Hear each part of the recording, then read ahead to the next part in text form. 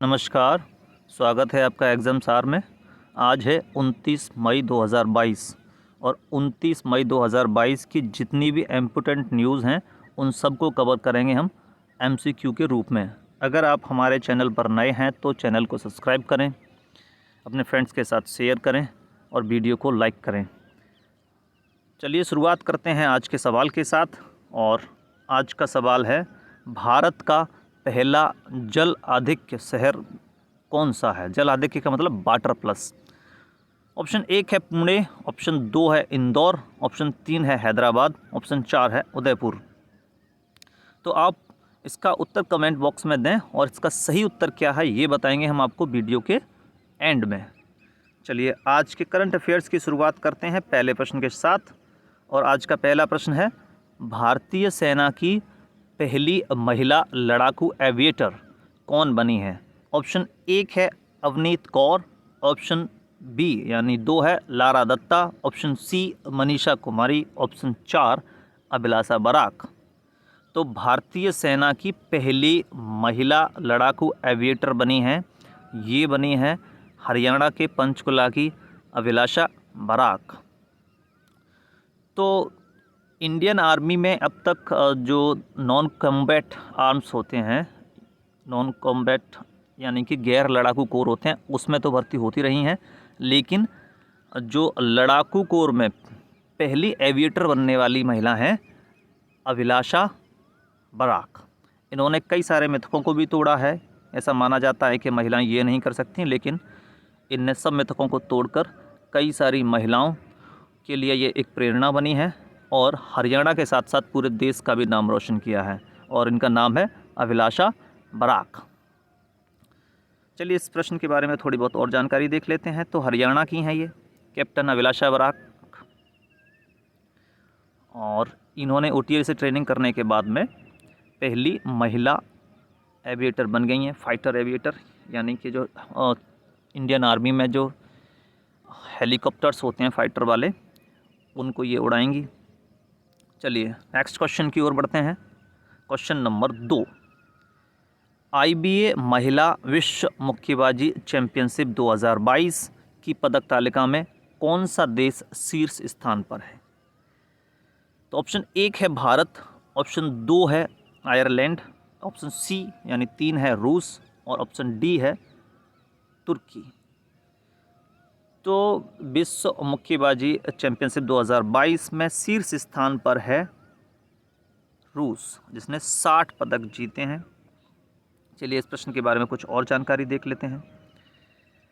इसका आयोजन जो हुआ है वो हुआ है इस्तांबुल तुर्की में, महिला विश्व कप चैंपियनशिप का। ये बॉक्सिंग से संबंधित है। IBA होता है, IBA का मतलब इंटरनेशनल बॉक्सिंग एसोसिएशन। 12वां इसका संस्करण था। आपको ये भी याद रखना है कि इसमें भारत का स्थान तीसरा है।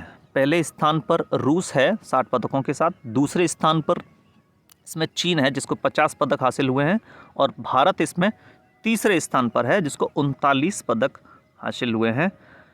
एक नाम और आपको याद रखना है जिसको हम पिछले वीडियो में भी कवर कर चुके हैं, वो है निखत जरीन। इन्होंने गोल्ड जीता है इस टूर्नामेंट में, और वो 5वीं महिला बनी हैं जो महिला विश्व कप चैंपियनशिप होता है उसमें गोल्ड जीतने वाली। चलिए नेक्स्ट क्वेश्चन की ओर बढ़ते हैं। क्वेश्चन नंबर 3, फिनटेक स्टार्टअप महाग्राम ने किस बैंक के साथ साझेदारी की है? तो ऑप्शन 1 है एक्सिस बैंक, ऑप्शन बी है भारतीय स्टेट बैंक, ऑप्शन सी है इंडसइंड बैंक, और ऑप्शन डी है यूको बैंक। तो फिनटेक स्टार्टअप महाग्राम ने इंडसइंड बैंक के साथ साझेदारी की है, यानी पार्टनरशिप की है। तो ये देख लेते हैं फिनटेक क्या होता है। कि उन कंपनियों को फिनटेक कहा जाता है जो टेक्नोलॉजी की मदद से वित्तीय सेवाएं मुहैया कराती हैं। तो फिनटेक जो है वो रूरल बेस्ड यानी ग्रामीण क्षेत्र पे बेस्ड एक फिनटेक कंपनी है, और इसने साझेदारी की है इंडसइंड बैंक के साथ। तो ये यहाँ पे कुछ और जानकारी देख लेते हैं। तो फिनटेक महाग्राम ने देश के भुगतान पारिस्थितिकी यानी पेमेंट इकोसिस्टम को डिजिटाइज करने के लिए ग्रामीण भारत में अपने ग्राहकों के लेन देन की व्यापक गुंजाइश प्रदान करने के लिए इंडसइंड बैंक के साथ करार किया है या पार्टनरशिप की है। इंडसइंड बैंक की जो स्थापना है 1994 में हुई है और इसका जो मुख्यालय है वो मुंबई महाराष्ट्र में है। चलिए नेक्स्ट क्वेश्चन की ओर बढ़ते हैं। Question number 4, Moody's investors service ने भारत की विकास दर 9.1% से घटाकर कितने प्रतिशत रहने का अनुमान लगाया है। तो मूडीज इन्वेस्टर्स एक रेटिंग एजेंसी है जो अलग अलग देशों की अर्थव्यवस्थाओं का मूल्यांकन करती है और उनकी फोरकास्ट करती, भविष्यवाणी करती है कि किस देश की या किस अर्थव्यवस्था की कितनी वृद्धि दर रहने वाली है। तो आपको बताना है कि भारत का जो है वो 9.1 से घटाकर कितना कर दिया गया है। तो ऑप्शन 1 है यानी ऑप्शन ए 8.8%, ऑप्शन बी है 9.5%, ऑप्शन सी है 5.2% और ऑप्शन डी है 6.4%।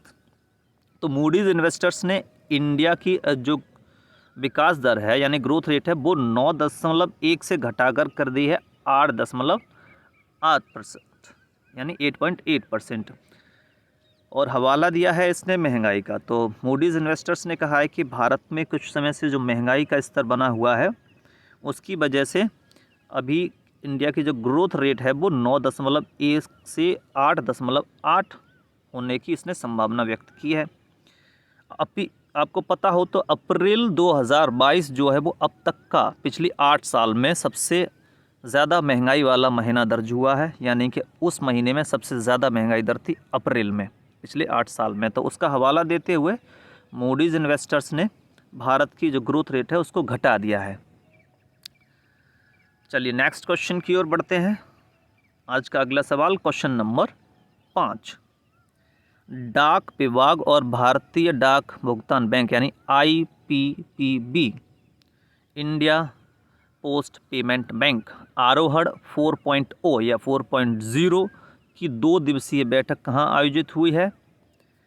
तो ऑप्शन 1 है यानी ऑप्शन ए है Ujjain, option B Gurugram, option C Shimla, option D Jaipur. तो IPPB आरोहण 4.0 की 2 दिवसीय बैठक हुई है हिमाचल के शिमला में। तो IPPB क्या है, तो इंडिया पोस्ट पेमेंट बैंक, इसका आरोहण 4.0 का जो बैठक है वो हुआ है हिमाचल के शिमला में। नेक्स्ट क्वेश्चन, क्वेश्चन नंबर 6, हाल ही में सुपोषित माँ अभियान के दूसरे चरण की शुरुआत कहाँ से की गई है। ये 3 स्टार क्वेश्चन है यानी अति महत्वपूर्ण है। ऑप्शन ए है कोटा, ऑप्शन बी है मैसूर, ऑप्शन सी है लखनऊ, ऑप्शन डी है गांधीनगर। तो सुपोषित माँ अभियान के दूसरा चरण है ये। तो दूसरे चरण की शुरुआत हुई है राजस्थान के कोटा शहर से। और किसने इसको लॉन्च किया है दूसरे चरण को, तो ये किया है लोकसभा के जो स्पीकर हैं श्री ओम बिरला ने कोटा से दूसरे चरण की शुरुआत की है सुपोषित माँ अभियान की। और इससे पहले भी इस चरण की शुरुआत जो है वो कोटा से ही हुई थी। यहाँ पे क्या है कि 3000 महिलाओं को न्यूट्रिशन किट बांटे गए हैं ताकि उनके पोषण के स्तर को सुधारा जा सके। और सुपोषित माँ अभियान की शुरुआत 2020 में हुई थी और इसका उद्देश्य जो है वो पोषण को ठीक करना है। महिलाओं में जो कुपोषण की समस्या होती है उसकी वजह से बच्चों को भी इसका समस्याओं का सामना करना पड़ता है। तो इसका उद्देश्य जो है वो न्यूट्रिशन लेवल को सुधारना है। आज का अगला सवाल question number 7, French Riviera film festival में किस भारतीय अभिनेता को एक्सीलेंस इन सिनेमा पुरस्कार से सम्मानित किया गया है। ये एक अंतर्राष्ट्रीय पुरस्कार है जो फ्रांस में दिया जाता है, फ्रेंच रिवेरा फिल्म फेस्टिवल। तो आपको बताना है इसमें किस भारतीय अभिनेता को एक्सीलेंस इन सिनेमा पुरस्कार से सम्मानित किया गया है। ऑप्शन ए है Jackie Shroff, option B Pankaj Yadav, option C Nawazuddin Siddiqui, option D Shahrukh Khan. तो फ्रेंच रिवेरा फेस्टिवल में कि ये जो नवाजा गया है, ये जो पुरस्कार है एक्सीलेंस इन सिनेमा, ये दिया गया है भारतीय अभिनेता नवाजुद्दीन सिद्दीकी को। तो बॉलीवुड अभिनेता नवाजुद्दीन सिद्दीकी को ये पुरस्कार दिया गया है और ये जो पुरस्कार है वो जो फ्रांस का है। क्या नाम है इस पुरस्कार का? ये रिवेरा फिल्म फेस्टिवल। और ये किसने दिया है? तो ये एमी पुरस्कार विजेता जो हैं, ये भी एक अंतर्राष्ट्रीय पुरस्कार है और इनका नाम है विंसेंट डी पॉल। इन्होंने नवाजुद्दीन सिद्दीकी को इस पुरस्कार से सम्मानित किया है। आज का अगला सवाल क्वेश्चन नंबर 8, हाल ही में किसने प्रगति के 40वें संस्करण की अध्यक्षता की है? ऑप्शन ए है Amit Shah, option B doctor Manmohan Singh, option C Rahul Gandhi, option D Narendra Modi. तो 40वें संस्करण की, प्रगति के 40वें संस्करण की जो अध्यक्षता की है वो की है प्रधानमंत्री श्री नरेंद्र मोदी ने। प्रगति क्या है? तो प्रगति एक ऐसा पोर्टल है जो सुविधाएं, जो जितनी भी योजनाएं चल रही हैं उनको तेज़ी से यानी तीव्र गति से और उनका क्रियान्वयन कराना इस पोर्टल का उद्देश्य है। तो प्रगति एक पोर्टल है जिसका फुल फॉर्म होता है proactive governance and timely implementation. तो इसकी 40वीं बैठक जो हुई है उसकी अध्यक्षता की है प्रधानमंत्री श्री नरेंद्र मोदी ने।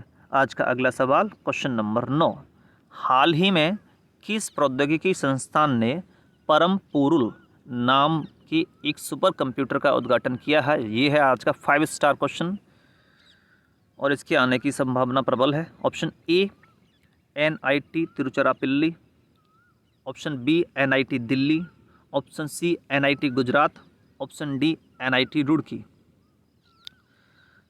तो परम पुरुल जो सुपर कंप्यूटर है इसको लॉन्च किया है NIT यानी national institute of technology Tiruchirappalli ने। ये क्या है परम पुरुल? तो एक सुपर कंप्यूटर है। तो राष्ट्रीय सुपर कंप्यूटिंग मिशन जो है NSM के तहत NIT तिरुचिरापल्ली ने परम पुरुल नाम का, आपको ये याद रखना है नाम, और आपको ये भी याद रखना है कि एक सुपर कंप्यूटर है। और किसने बनाया है? तो ये बनाया है तिरुचिरापल्ली ने, NIT तिरुचिरापल्ली। और इस समय पे जो IT मंत्री हैं ये हैं अश्विनी वैष्णव। चलिए नेक्स्ट क्वेश्चन की ओर बढ़ते हैं, क्वेश्चन नंबर 10 और ये है आज का अंतिम सवाल। विश्व का पहला नैनो यूरिया प्लांट कहाँ खोला गया है? ऑप्शन एक है राजस्थान, ऑप्शन बी है उत्तर प्रदेश, ऑप्शन सी है मध्य प्रदेश, ऑप्शन डी है गुजरात। तो विश्व का पहला नैनो यूरिया तरल, यानी कि ये जो यूरिया होगा वो लिक्विड फॉर्म में होगा और ये प्लांट खोला गया है गुजरात में कलोल में, जो इफ्को का प्लांट है वहीं पे इसको लॉन्च किया गया है नैनो यूरिया प्लांट। तो कहाँ खोला गया है? ये खोला गया है गुजरात में। इसके बारे में कुछ और जानकारी देख लेते हैं। तो प्रधानमंत्री श्री नरेंद्र मोदी जी द्वारा इफ्को का मतलब Indian farmers fertiliser corporation limited, ये कहाँ है? कलोल गुजरात में है। और यहीं पे जो नैनो यूरिया फसल, जो नैनो यूरिया है उसका प्लांट का उद्घाटन किया गया है। तो नैनो यूरिया जो होता है ये जो होगा ये लिक्विड फॉर्म में होगा और ऐसा माना जा रहा है कि इससे जो फसल की उत्पादकता है वो बढ़ जाएगी। चलिए अब हम आपको बताते हैं शुरुआत में जो आपसे सवाल पूछा गया था आज का सवाल, उसका सही उत्तर क्या है। तो भारत का पहला जल आधिक्य यानी वाटर प्लस शहर कौन सा बना है? आपके ऑप्शंस थे पुणे, इंदौर, हैदराबाद और उदयपुर। तो इसका जो सही उत्तर है वो है इंदौर। अब आपको ये पता होना चाहिए कि वाटर प्लस शहर क्या होता है। तो एक सर्वे होता है जिसको स्वच्छ सर्वेक्षण बोलते हैं। इसके तहत कुछ कैटेगरीज होती हैं जिसमें एक ODF होता है, ओपन डिफिकेशन फ्री यानी कि खुले में शौच मुक्त। एक ODF प्लस होता है जिसमें कोई व्यक्ति उस क्षेत्र में यूरिन यानी कि पेशाब भी नहीं करता पाया गया हो। ऑप्शन मतलब तीसरा होता है ODF प्लस प्लस, मतलब जो शौचालयों से जो वेस्ट निकलता है वो ट्रीटेड निकलता है। और उसके बाद आता है कि जो ट्रीटेड वाटर निकलता है वो पीने लायक या फिर यूज़ करने लायक होता है। अगर ऐसा किसी शहर में हो रहा है तो उस शहर को माना जाता है वाटर प्लस। तो भारत का पहला जल आधिक्य यानी वाटर प्लस शहर बना है ये है इंदौर। आज के वीडियो में इतना ही। वीडियो अच्छा लगा हो तो वीडियो को लाइक करें, अपने फ्रेंड्स के साथ शेयर करें और अगर आप इन क्वेश्चंस का PDF भी चाहते हैं तो इसका लिंक आपको वीडियो के डिस्क्रिप्शन में मिल जाएगा। वहाँ से आप हमारे टेलीग्राम चैनल एग्ज़ाम सोर्सेज को जाकर डाउनलोड कर सकते हैं। Thank you.